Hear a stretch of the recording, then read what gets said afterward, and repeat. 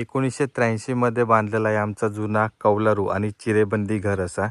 जवळपास आता 42 वर्ष या घरात झाले आणि 42 वर्षांनी आपण आता या घराचा रिनोव्हेशन करतो. आतून काही वर्षात काही गोष्टी आपण केलेले, पण मेन स्ट्रक्चर आणि वरच्या छप्परला काय हात लावलेलो नव्हतो. तर त्यामुळे आता आपण रिनोव्हेशन करतलो. जवळपास 40 फूट लांबी आणि 40 फूट रुंदीचा 1600 स्क्वेअर फीटचा घर आहे. त्यामुळे बजेट खूप जरा याचा मेंटेनन्सचा आणि त्याच्यामुळे आपले 4 ते 5 वर्ष थोडे जरा या कामासाठी गेली. तर सध्या आता आपण सामान सगळं बाहेर काढून या खळ्यामध्ये इकडे ठेवलेलं असतं. तर का आपण पत्रे वगैरे जुने पत्रे लावून तर पॅक केलेला आणि त्याच्यात सध्या आम्ही आता राहतो. आणि आज आपण या घराची आता वरची कौला वगैरे उतरवू चालू करतलो. नवीन बांधकामासाठी चिरे देखील लिहिलेले असत आणि गाडी वगैरे सर्व आपण या काजीखाली या ठिकाणी पार्क केलेले आहेत. तर जुन्या घराची आठवण म्हणून आपण एक ही व्हिडिओ बनवून ठेवतो. नंतर रिनोव्हेशन केल्यानंतरची देखील व्हिडिओ येतील. ज्यावेळी रिनोव्हेशन होईल तेव्हाच आपण टाकलं होतं. या ठिकाणी आता आपलं सगळा सामान वगैरे असं अजून लावचा. तर या खळ्यामध्ये इकडे आपण सर्व स्टे इकडे केलेलो असा. या ठिकाणी देव वगैरे सर्व असत. त्याच्यात किचन वगैरे असा आणि हे अजून सामान लावचा. तर हे आपलं घराचं फ्रंट साईड म्हणजे ही समोरची बाजू असा आपल्या घराची. तर मेन डोअर, त्याच्यानंतर 2 विंडो वगैरे होते आणि वरती या ठिकाणी पत्र्याची शेड केलेली होती आणि हा संपूर्ण असा मोठा खळा होता. तर ह्या देखील आपल्याला आता थोडंफार चेंजेस करूचे असत. तर ते आपण नंतर सांगतलो काय काय करूचे असत ते. आता इकडून मुख्य दरवाजा निघलो की या ठिकाणी मोठंच्या मोठं आपलं हॉल होतो. तर आमचं या घर आता ईस्ट फेसिंग आहे. पूर्व साईड एक आपलं फ्रंट असा. तर त्यामुळे ईशान्य बाजू ती येतात, आग्नेय बाजू ही येतात. तर नवीन बांधकामामध्ये आपण थोडे चेंजेस करणार आहोत. जुने अगोदर ज्यावेळी आजोबांच्या काळात हा घर बांधल्याने होता, तर त्यावेळी त्यांच्या प्लॅनिंगनुसार या ठिकाणी तर सर्व बांधकाम झालेलं होता.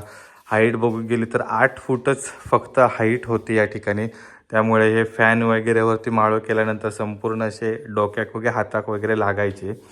हॉलला या ठिकाणी वरती संपूर्ण फणसाच्या फळांचं माळं बनवलेलं असा. त्याच्यानंतर हे जे वाशी आहेत ते जंगली आणि काही क्वचितसे सागवानी असत. तर ते देखील आपण काढतलो. तर हे वाशी देखील खराब झालेले आहेत पूर्ण. त्यानंतर हे डोअर फ्रेम देखील असत, तर ते पण संपूर्ण खराब झाले आहेत. त्याच्यामुळे आपल्याला हे रिनोव्हेशन आता करूचा लागतं आणि रिनोव्हेशनची कॉस्ट खूपच आहे. जवळपास 3 वर्षापूर्वी ज्यावेळी प्लॅन केलेला तर त्यावेळी 6 ते 7 लाख रुपये रिनोव्हेशनला खर्च येणार होतो आणि आता ताज बजेट सेम 11 ते 12 लाखापर्यंत गेलेला असा. या ठिकाणी आपली देवाची खोली होती. तर हे ऑटो वगैरे असा. त्यानंतर वरती माळं वगैरे सर्व. तर हे देखील फळी वगैरे असत ते संपूर्ण खराब झालेले आहेत. त्यांना वाळवी वगैरे लागलेली असते. आणि इकडे बघितलं तर या ठिकाणी भिंतींवर देखील अशी वाळवी या ठिकाणी चढलेली आहे. अगदी कोबो करून पण भिंतींवर या ठिकाणी वाळवी चढलेली आहे. त्याच्यामुळे आता ह्या देखील आपल्याला संपूर्ण प्लास्टर करूचा. ओपनिंग पण एकदम खूप छोटे होते. छोटे छोटे लाकडांचे खिडके होते. ही अशी कपाटा बनवलेली होती आणि ह्यो दरवाजा देखील पण खूप म्हणजे असं खराब झालेलो असा. त्याच्यामुळे आता सगळं आपल्याक ज्या लाकूड सामान असा तर संपूर्ण आपल्याक बाहेर काढूचा. हे दरवाजा वगैरे बघितले तर या ठिकाणी संपूर्ण ते का वाळवी वगैरे लागले. तर तात्पुरता आपण पेंट करून ते का ठेवलेला होता. तर चेंज करूचा म्हणून हे आपण असाच ठेवलेला.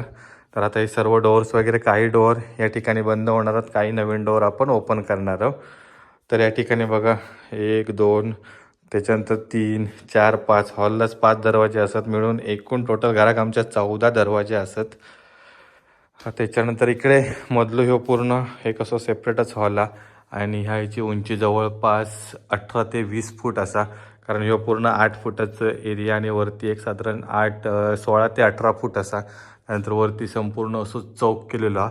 तर ह्या चौकातला लाकूड सामान चांगला असा, पण हे जे काही वाशी आहेत हे थोडेसे खराब झालेले आहेत. हेंका वगैरे देखील वाळवी वगैरे लागलेली असा. त्यामुळे ह्याच्यावरनं आपण वरती काय ॲक्सेसच नाही, म्हणजे चढतच नाही वरती माळ्यावर.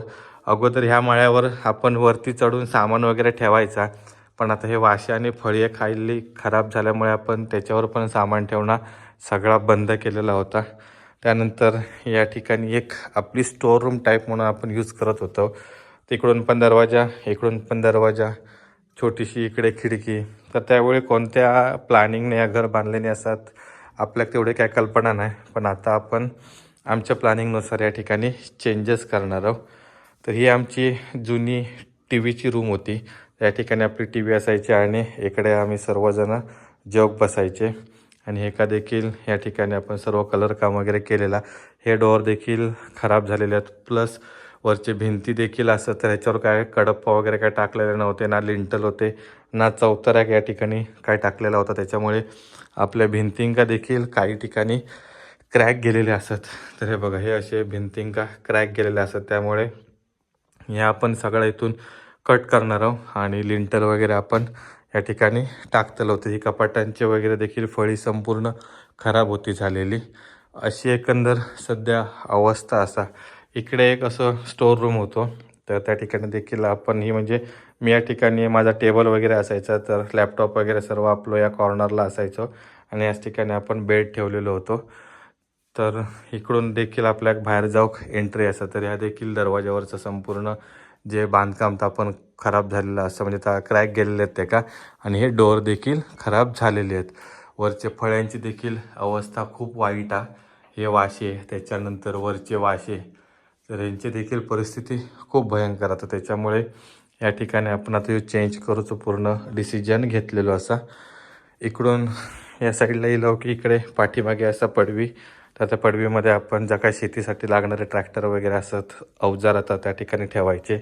इकडे आपली चूल होती. तर या संपूर्ण इकडे सर्व धूर वगैरे व्हायचो. तर ती जो त्याच्यामुळे या सगळा काळा पडलेला असा. या ठिकाणी कपाटात काही किचनचं सामान वगैरे असायचा. आणि ह्यो या ठिकाणी डोअर होतो, तर तो डोअर देखील खराब झालेलो आहे. याच्यानंतर सिंक आणि ह्यो तिकडे ओटो असं होतो. तर इकडे देखील वर वाशी आहेत. हे संपूर्ण नवीन टाकलेले होते, कारण ही पडवी आमची जाळलेली, त्याच्यामुळे नवीन टाकलेले. पण त्याच्यातनं पण पूर्ण अशी खसखस पडायची, म्हणजे बारीक असा या टाईपमध्ये जर बघितलं असतं. हे बघा,